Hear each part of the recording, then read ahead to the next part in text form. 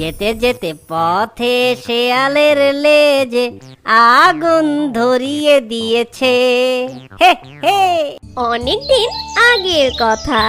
একটি চালাক শিয়াল খাবারের খোঁজে জঙ্গলে বের হয়। আর সেই চালাক শিয়ালটি জঙ্গলে খাবার খুঁজতে খুঁজতে এদিকে ওদিকে ঘুরতে ঘুরতে সে তার সামনে একটি মুরগির বাসা দেখতে পায়। এই দেখে শিয়ালটা অনেক অবাক হয়ে বলে, আরে আরে, আমি তো ডিম শুদ্ধ একটা মুরগির বাসা পেয়ে গেছি। ওহো, বাসায় দেখি মুরগির চারটা ডিম আছে। হে হে হে হে, হাট্টিমা টিম টিম, দেরি না করে এই ডিমগুলো তাড়াতাড়ি সাবার করে দে। সেই দুষ্ট পাজি শিয়ালটি একথা বলে কোনো দেরি না করে সেই ডিমগুলো খেয়ে ফেলে। ডিমগুলো খেয়ে শিয়ালটা যখন চলে যাবে ঠিক তখনই মুরগি আর মোরগ বাড়ি ফিরে আসে। আর তারা দুজন সেই দুষ্ট পাজি শিয়ালকে পালিয়ে যেতে দেখে। এই দেখে মা মুরগিটা বলে, আরে আরে, আমার কি পোড়া কপাল! ওই পাজি শিয়ালটা আমার ডিমগুলো সব খেয়ে নিল। হায় হায়! মুরগির কথা শুনে মোরগ বলে, এই শিয়ালটা অনেক বদমাশ। ডিমগুলো যতই লুকিয়ে রাখি না কেন, এই বজ্জাত শিয়ালটা ঠিকই খুঁজে বের করে আর আমাদের ডিমগুলো খেয়ে নেয়। এবার আমরা আমাদের ডিম বাঁচানোর জন্য একটা বুদ্ধি বের করব। আমরা এমন কি করব? তুমি আমার কথা মন দিয়ে শোনো গিন্নি। তারপর মোরগের কথা মতো মুরগি মোরগের পিছু পিছু সেই গডজিলার গুহার কাছে যায়। আর গডজিলার গুহার পাশে গিয়ে মোরগ একটি নতুন বাসা তৈরি করে। মুরগি সেই বাসায় আবার নতুন করে ডিম পাড়ে। তো যতই দূরে যাক না কেন, সেই দুষ্ট পাজি শিয়ালের নাকের কাছে ডিমের ঘ্রাণ ঠিকই চলে যায়। সেই গন্ধ শুকে শুকে দুষ্ট পাজি শিয়াল সেই ডিমের কাছে চলে যায়। আর সেখানে গিয়ে সেই দুষ্ট পাজি শিয়াল দেখে যে বড় বড় 4টা ডিম আছে। এই দেখে দুষ্ট পাজি শিয়াল খুব খুশি হয়ে বলে, ওরে বাবা রে, এত বড় বড় ডিম! এগুলো কার ডিম? হাতির ডিম নাকি ঘোড়ার ডিম? আচ্ছা, যাই হোক না কেন, আগে এই ডিমগুলো খেয়ে নি। আমার মনে হয় এই ডিমগুলো খেতে অনেক মজা হবে। হাট্টিমা টিম টিম, আহা মজা মজার ডিম! হাট্টিমা টিম টিম, আমি খাবো এই ডিম। আরে হলুদ সবুজ কালো লাল, আজকে আমি মালামাল। তখন সেই মোরগ আর মুরগি পাশে থাকা গাছের উপরে দাঁড়িয়ে দেখছিল। তখন মোরগকে মুরগি বলে, ওই দেখো, শিয়ালটা আবার চলে এসেছে। এই, আওয়াজ করো না, চুপচাপ দেখে যাও। এত বড় ডিম এখানে বসে খাওয়াটা ঠিক হবে না। একটা কাজ করা যায়, সব ডিমগুলো নিয়ে আমি জঙ্গলের একদম শেষে চলে যাই। এরপর সেই দুষ্ট পাজি শিয়াল সেই 4টা ডিমকে শিয়াল ঝুড়িতে করে নিয়ে জঙ্গলের ভিতরে চলে যায়।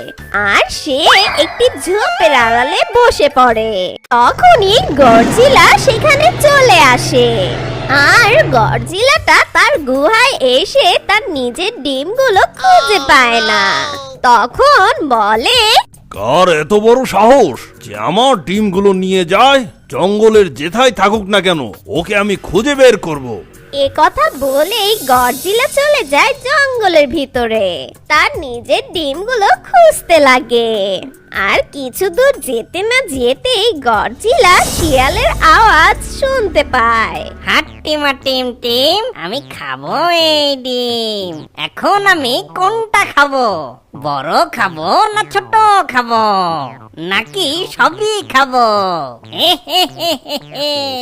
এরপর সেই দুষ্ট পাজি শিয়াল সেই ডিমগুলো চাটতে লাগে।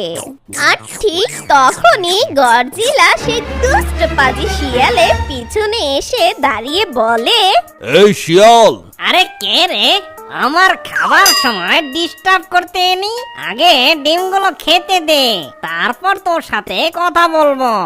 এই বলে দুষ্ট শিয়াল যখন ডিমগুলো খেতেই যাবে, ঠিক তখনই গডজিলাটা সেই দুষ্ট পাজি শিয়ালকে কামড় দিয়ে উপরে উঠিয়ে নিচে ফেলে দেয়। ওরে বাবা রে, এত জোরে আমাকে কে আছাড় দিল রে?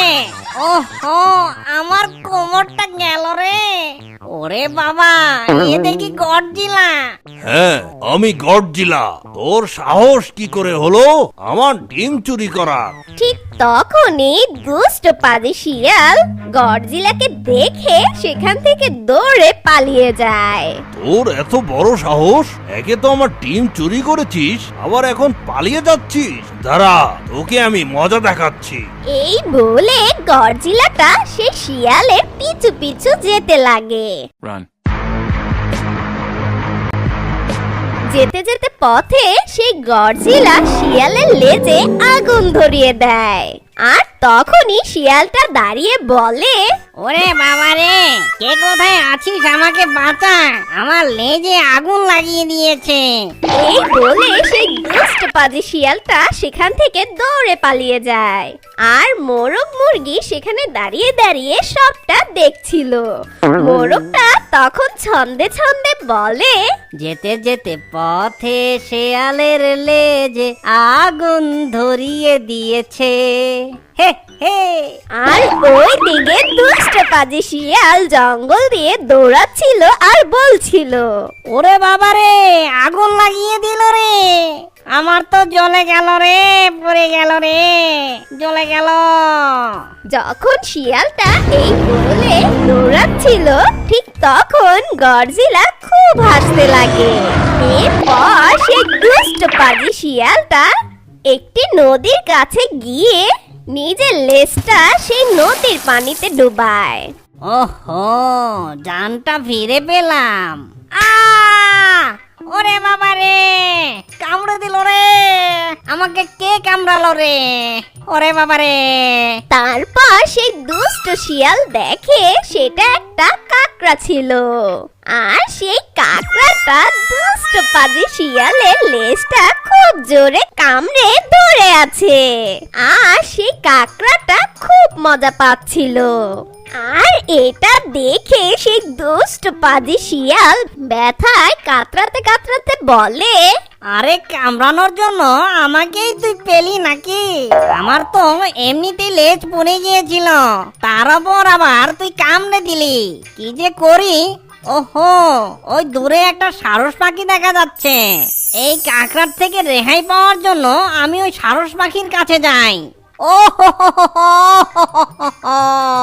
তারপর সেই দুষ্ট পাজি শিয়ালটা কাতরাতে কাতরাতে সেই সারসের কাছে চলে যায়। তারপর সারসকে বলে, সারস বোন, তুমি আমাকে বাঁচাও এই কাকড়ার হাত থেকে।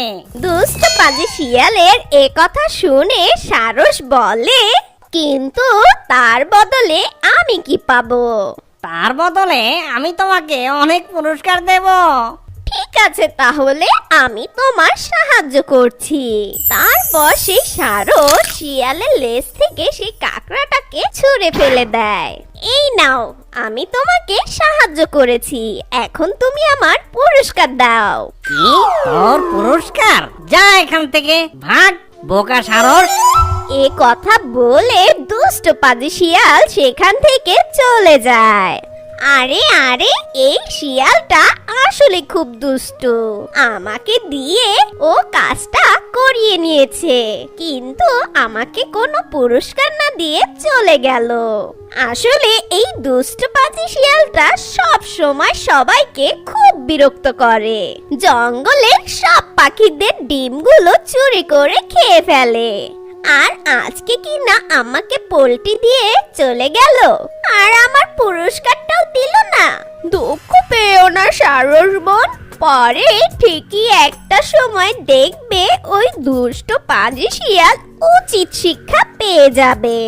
আর দেখবে একদিন সুযোগ যদি আমরা পাই, ঠিক ওকে উচিত শিক্ষা দিয়ে দিব।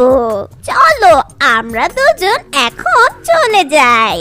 এরপর তারা দুজন সেখান থেকে চলে যায় আর তারা দুজন বুদ্ধি করতে থাকে এই দুষ্ট পাজি শিয়ালকে কিভাবে মজা চাকানো যায়।